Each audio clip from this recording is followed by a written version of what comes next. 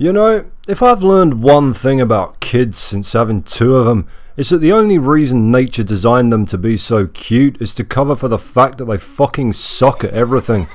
Especially fighting. My son's nearly 2 and his striking form is enough to make Jake Shields look like fucking Ryu Hayabusa from Ninja Gaiden. His grappling consists of grabbing your shin and sinking his teeth into it, which I constantly remind him is banned under modern MMA rules as I try to crowbar his vicious little mouth away from my leg flesh. He finishes fights on minus points.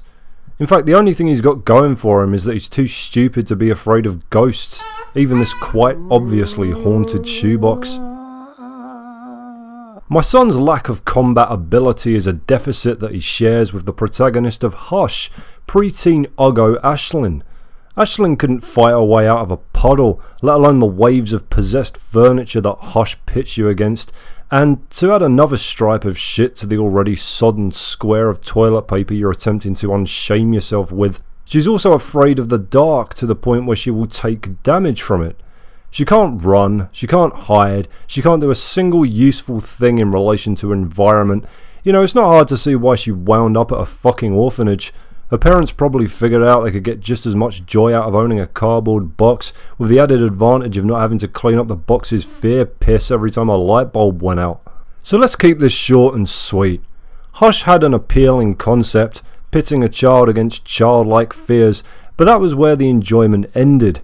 After an excruciating opening level where you were forced to flee a ghost through the orphanage halls, and I mean I say flee, but waddle impatiently is probably more accurate, you wind up in the basement where the real game shows up carrying a wheelbarrow full of rhinoceros shit and a big shiny fucking coal shovel to bury you under it. The combat was a hideous mess, pitting you against catatonic controls and enemies that would rinse your health out like fucking viral hepatitis with absolutely no way to recover it. Stepping into darkened areas also drained your already meagre life bar, despite the fact that it was impossible not to move through it, let alone fight in it thanks to the constant rolling and dodging the game forced you into. I got sick of it pretty quickly, and vowed not to return until there had been some sort of corrective patch, at least for the controls. Well, the developer got in touch and assured me that Hush's blackest days were behind it, and me, fucking fool that I am, returned to give this nightmare another chance. I hope you're sitting comfortably, because things are about to get worse. So much fucking worse.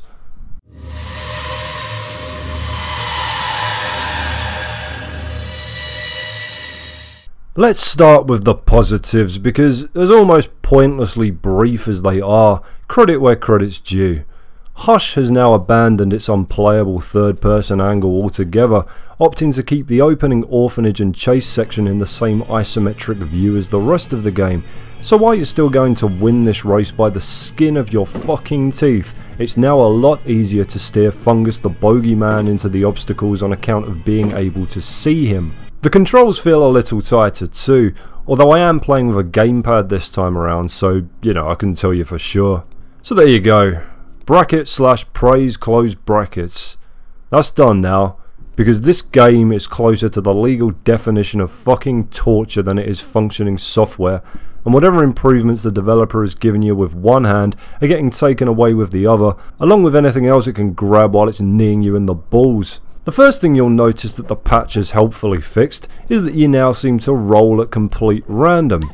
You hit the dodge button once, it works fine. Hit it again? Fuck you! I'm not rolling, you roll. Rolling's hard. At first I didn't know what was happening. Like, is the one thing that actually worked last time now inexplicably broken? But no, it's not broken. It's cooling down. That's right, they added a cooldown timer to the fucking dodge button. Shall I say that again? Sounds like the sort of thing I should say again. Because they added a fucking cooldown timer to the fucking dodge button. What the selfie-taking duck-faced Christ were they thinking? I can't begin to explain to you how aggravating this is.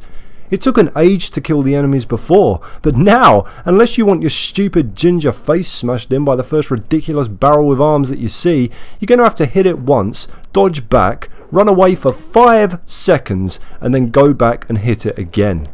Each enemy has 5 blocks of health, which means it's going to take you nearly half a fucking minute if you're lucky to beat one enemy. That's appalling. Not even Dark Souls would have the balls to shit on you that badly. I mean, you get a weapon upgrade after every however many enemies you kill, but it does shit all. It doesn't change a goddamn thing. You still do 1 block of damage per hit. I'm sorry, I just can't get over that. A cooldown on a dodge button in this game. That would be ridiculous in a title that actually fucking functioned like it was supposed to. But here, as a mechanic in this ball-breaking atrocity, it's less salt in the wound than it is dragging you into a cheap supermarket, throwing you into a bargain bucket of rusty cutlery, and then suplexing you into a vinegar display. Oh, and don't worry if by some unobtainable virtue you develop the patience of a saint in a Disney World queue. There's plenty more to test you before whatever fucking god would allow this to exist without a revenge plague. How about more enemies for starters? Didn't think there were enough the first time round? They're crawling out the bloody walls now. In fact, they're crawling through the bloody walls and the bloody furniture, and you still have no way of regenerating your health, or at least none that I managed to find. Is that not enough for you? No? How about adding more darkness? How about expanding those already over-bloated patches of black that, remember, drain your health by mere merit of contact, so that they are now absolutely guaranteed to finish the job that, by some utter miracle, the flying books or the monster chests or the Donkey Kong barrel Kremlins don't? Are you having fucking fun yet? I'm sure somebody must be. The game's still in early access and hasn't been updated in forever, so it seems to me that the developer finished this one level, patched it so that it was nigh on impossible to complete, and then fled into the night, making sure to leave the $6.99 price tag intact to ensnare any poor fool still ignorant of the refund system. So, how did I beat Hush? How did I bring this abomination to heel? Well, first I tried fighting by the game's own rules. I hit, ran away, hit, ran away, biding my time, luring the enemies out of the dark and back into the corridor at the start of the level where I might stand any sort of chance at actually beating them.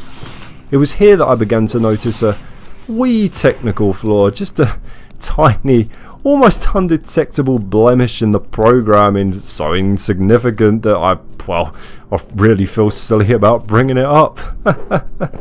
You see, the enemies, well, they don't even have to be attacking you to fucking damage you.